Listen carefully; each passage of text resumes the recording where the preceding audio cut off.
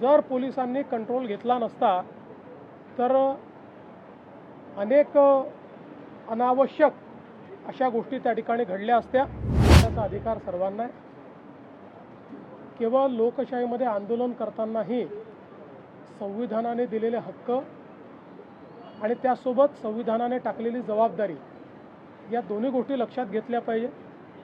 कोणीही परवानगी घेऊन आंदोलन करत असेल, शांतिपूर्ण आंदोलन करत असेल तर अशा आंदोलनाला परवानगी पण दिली जाईल आणि अशी आंदोलनं करण्याचा सगळ्यांना अधिकार आहे। जाणीवपूर्वक राजकीय अशांतता तयार करण्याकरता बिना परवानगी आंदोलनं करणे, हिंसा करणे हे मात्र कुठल्याही परिस्थितीमध्ये योग्य नाही।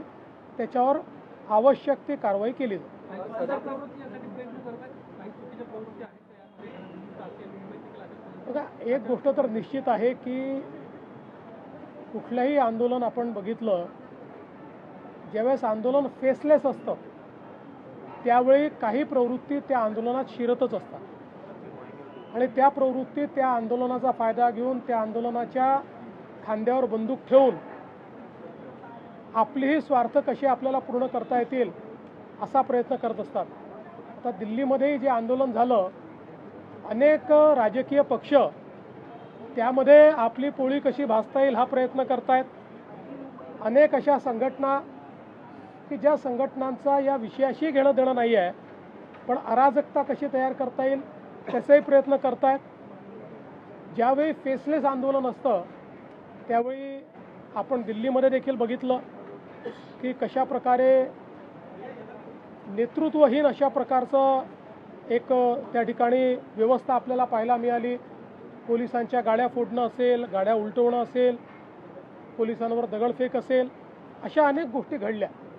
तर एक गोष्ट मी आपल्याला सांगतो की कुठल्याही सरकारला आपल्या नागरिकांवर लाठीचार्ज करणं हे कधीच आवडत नाही। पण काल आपण बघितलं असेल ज्या प्रकारची अवस्था त्या ठिकाणी होती, जर पोलिसांनी कंट्रोल घेतला नसता तर अनेक अनावश्यक अशा गोष्टी त्या ठिकाणी घडल्या असत्या।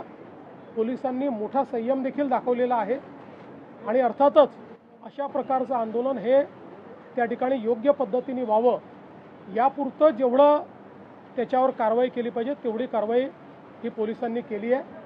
मला असं वाटतं की याच्या खोलात जर आपण गेलं तर मी काही सगळ्या आंदोलकांवर त्या ठिकाणी कुठलाही आरोप करू इच्छित नाही। काही लोक चांगल्या भावनेने देखील करत असतील, पण हे निश्चित आहे की त्याच्यात असे लोकही घुसलेले आहेत की ज्यांना आपला स्वार्थ साधायचा आहे, ज्यांना या नीटशी काही घेणं देणं नाही आहे, ज्यांना केवळ अराजकता तयार करायची।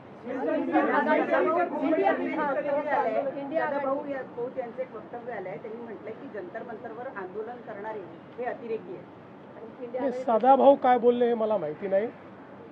माझं मत असं आहे की मी पुन्हा सांगतो, आंदोलन करणारे काही लोक हे चांगल्या भावनेने करणारे असू शकतात, मला त्यांच्याबद्दल म्हणायचं नाही, पण हेही तेवढंच खरं आहे की त्याच्यामध्ये काही लोक आपला अजेंडा घेऊन शिरलेले आहेत हे मात्र स्पष्ट दिसत आहे।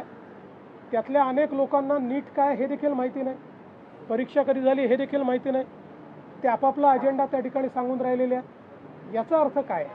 याचा अर्थ असा आहे की सगळे काही एका दिशेने चालणारे एका विचाराकरता तिथे आलेले नाही आहेत। हौशे नवशे गौशे देखील आपापला अजेंडा पूर्ण करण्याचा प्रयत्न करत आहेत आणि काही राजकीय पक्ष ज्यांना त्या त्या राज्यांमध्ये रिजेक्ट केलेलं आहे असे पक्ष यातून आपल्याला पुन्हा काहीतरी मिळवता येईल का असाही प्रयत्न करत आहेत।